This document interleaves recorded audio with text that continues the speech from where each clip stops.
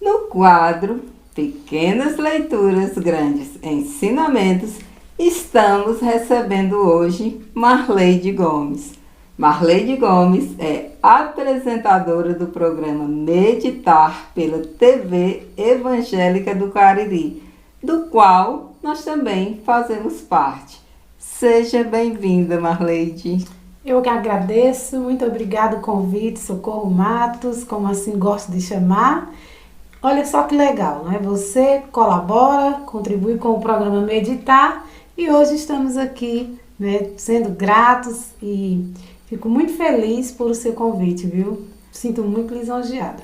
Pois é, uma parceria. Eu agradeço também muito a Marleide pelo convite que ela me fez.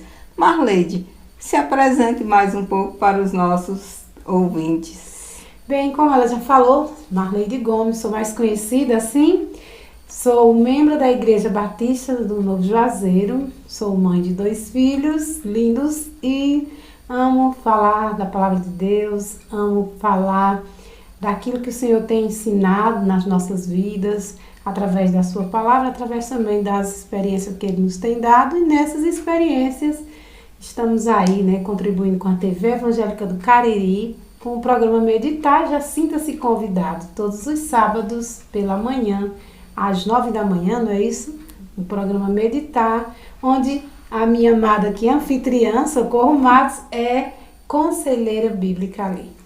E que é um prazer servir a Deus através da TV Evangélica do Cariri.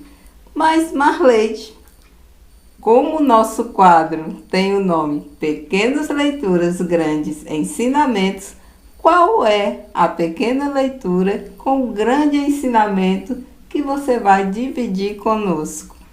Socorro, isso é um grande desafio. Falar em pequenas coisas, assim, falar pouco e falar de forma assim mais, né, logo para alguém que gosta de conversar, eu acredito que é um grande desafio. Como o quadro mesmo diz, são pequenas leituras, mas grandes ensinamentos, né? E eu não quis assim trazer um livreto, algo pequeno, mas eu gostaria de trazer e de lembrar que a palavra de Deus é muito rica, né? Ela é muito cheia, muito valorosa, e é aquela, como a gente se fala, da essência, né? A essência de tudo. E a palavra de Deus é a essência da vida. E ela tem tantas histórias grandes, né? Com grandes ensinamentos, como também pequenas, né? Pequenas leituras com grandes ensinamentos. Mas olha, Socorro, fez parte da minha vida e faz ainda hoje esse livro, Mulheres que Amaram a Deus. Ele já está em mais de 2 edições e já foi revisado e novamente ele vem sido assim usado por muitos anos. Esse livro eu creio que desde 2001, né? E eu tenho ele há muitos anos. Ele é um livro, Socorro, de devocional, é uma leitura por dia. Mulheres que Amaram a Deus, 365 dias com as mulheres da Bíblia, de Elizabeth George, né? Todo dia um ensinamento diferente. Então, como ele é um livro de devocional, de cabeceira, tanto a gente vai encontrar, né, histórias longas, né? Ele vai tratar sobre, a partir da mulher chamada Eva, né, que foi a primeira mulher criada, como vai tratar de Rebeca, de Raquel, mulheres mais conhecidas, né? Pode citar uma aí também, mulher, ser assim, mais extraordinária. Tem Ana, né? Ana, isso, Ana, Sara, a própria Sara, Lídia, no Novo Testamento, enfim, é um livro que tem, assim, riquíssimos ensinamentos. Então, Marleide, ele traz desde o Antigo Testamento, desde o princípio da criação, até o desenrolar da Bíblia, o Novo Testamento, ele vai trazendo mulheres que amaram a Deus. Inclusive, ele também vai tratar de algumas mulheres que a palavra de Deus não menciona os seus nomes. Estão no anonimato o seu nome, mas a sua história está aqui, né, trazendo ensinamentos para as nossas vidas. E, Socorro, dentro desse livro maravilhoso que eu gosto muito, Ele, além de ser um livro devocional, ele acaba sendo para mim, e eu creio que para muitas mulheres que o conhecem, como um livro de pesquisa. Quando a gente vai levar um estudo numa SAF, não tem como a gente não recorrer a esse livro aqui, porque ele vai falar sobre Lídia, ele vai tratar sobre a própria mulher, de Provérbios 31. Ele, então, é uma referência. Ele é uma referência, isso mesmo. Eu gosto demais desse livro. Ele traz também mulheres que a gente não conhece muito sobre ela. Por exemplo, aqui eu abri e no dia 21 de junho, né, assim, abri aqui de forma aleatória, ele vai falar sobre cumprindo o dever, a ama de Mefibosete. Você fica se perguntando quem era a ama de Mefibosete? A gente pode não saber o nome dela, mas a história dela foi registrada porque Deus quer tirar, né, grandes ensinamentos, né? De pequenas Isso, leituras. para a né? nossa vida, né? Isso mesmo. Então, assim, hoje eu queria compartilhar com você, dentro desse maravilhoso livro, As Filhas de Zelofiate. Esse foi um dos textos que mais me chamou a atenção dentro desse livro, há muitos anos atrás, e ainda hoje, né, tenho a minha mente.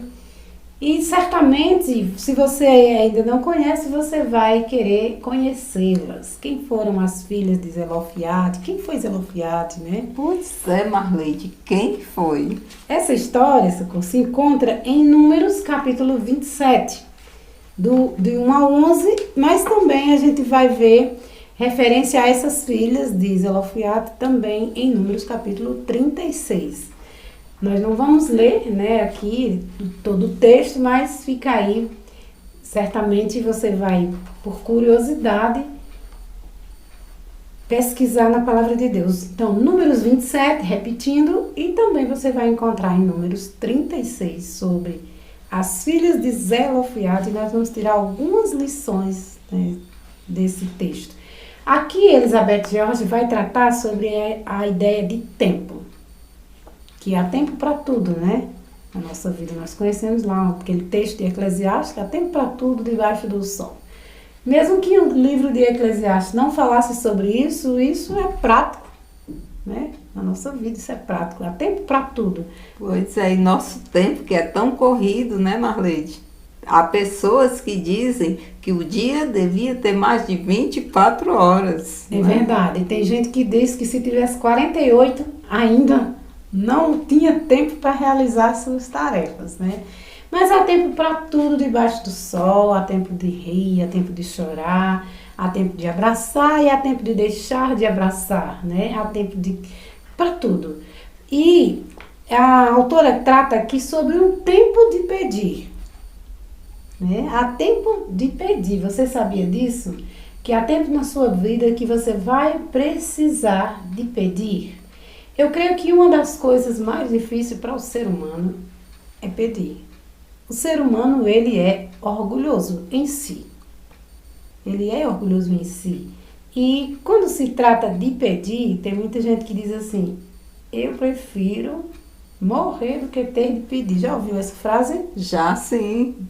E aí vive em uma situação difícil, muitas vezes no seu próprio eu, né, se fecha.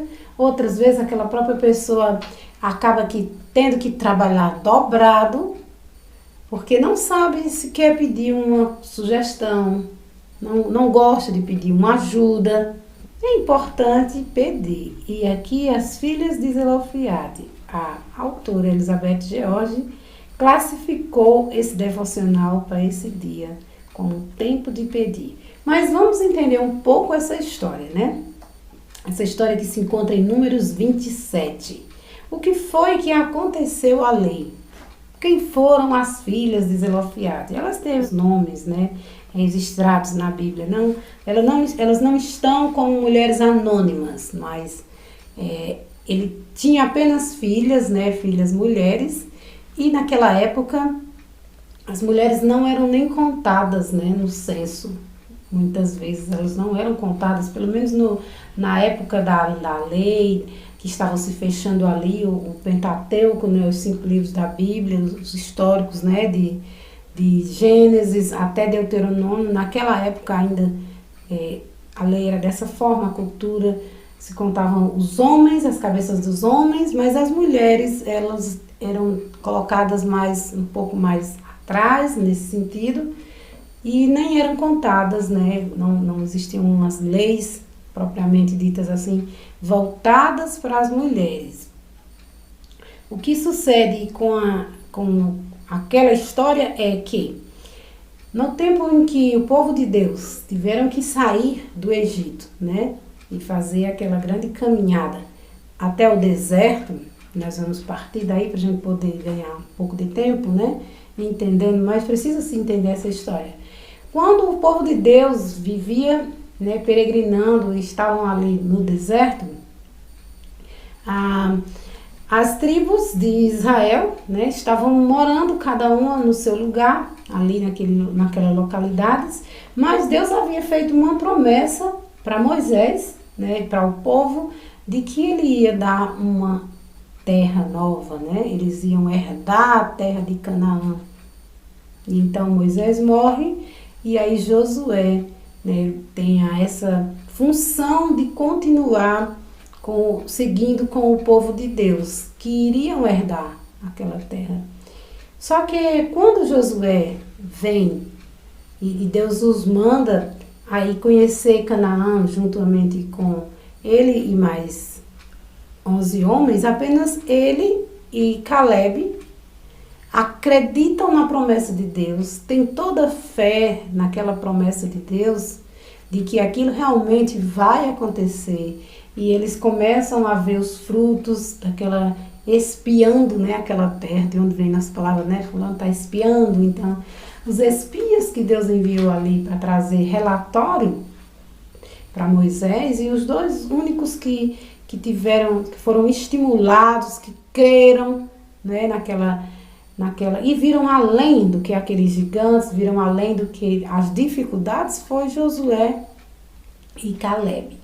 Mas voltando um pouco mais nessa história, a gente vai perceber que quando Moisés vinha atravessando e trazendo o povo até a terra prometida, saindo ali do Egito, se você for pesquisar um pouco mais sobre Gênesis, no livro de Êxodo, você vai perceber as lamúrias do povo, inúmeros, os lamentos, as reclamações, o povo sempre reclamando de Deus.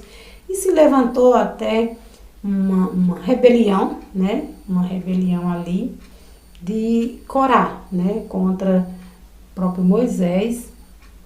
E por conta daquela rebelião de Corá, levou muitas pessoas a se rebelarem com ele e pecarem contra o Senhor. Pois é, a influência de uma pessoa, né? Como a gente tem que ter cuidado com certas influências, né, Marleide? Ter, né, esse cuidado porque tem pessoas que são natas, né, assim, na sua liderança, sabem ser líderes. E aí, né, essa questão da influência, é importante perceber que tem pessoas que, para onde elas estão nos levando, né, com as suas opiniões fortes, né. De repente, aquele Corá, né, ali naquela época, ele fez com que um povo olhasse para Moisés e visse assim, Moisés até como um inimigo, quando Moisés era um servo de Deus, quando Moisés trazia as mensagens de Deus, estava em comunhão com Deus, mas ele criou ali toda uma situação, né, e foi ali montado toda uma rebeldia. E, na verdade, a rebeldia não era contra Moisés, mas contra o próprio Deus, né, contra a vontade de Deus, contra os ensinos de Deus, e isso hoje continua da mesma forma. Ah, Marleide, então quando eles não respeitaram a autoridade de Moisés, eles estavam se rebelando contra o próprio Deus. Isso mesmo, contra o próprio Deus, né?